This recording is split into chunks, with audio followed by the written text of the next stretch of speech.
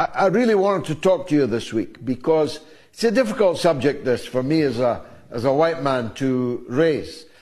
But I saw this House Negro head of AFRICOM, a black African American, threaten to kill the great leader of Burkina Faso, Captain Ibrahim Traoré.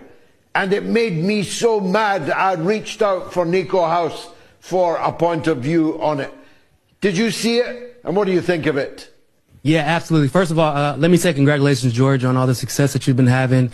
It's well deserved. I mean, from the guests to the topics that you cover, I feel like it's not really that many people giving so much diversity.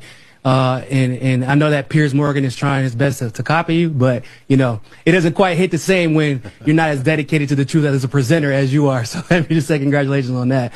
And yeah, absolutely. I saw Lingley's comments about Ibrahim, how he's supposedly using the gold reserves to provide his own private security. And let me just say, first of all, that's not true. Second of all, if it was true, let's be honest. Wouldn't it be somewhat justified considering the fact that they continue to make attempts on his life? I mean, they just recently made another failed attempt on his life.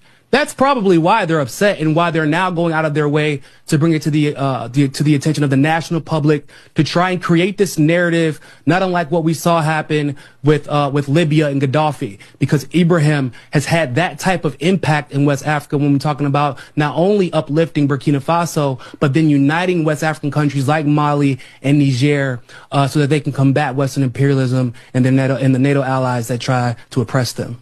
Well, that's right. His own bodyguards were offered $5 million to kill him. Now, it's no coincidence that the money involved was dollars. The United States and France are determined to do to Captain Traoré what they did to so many others.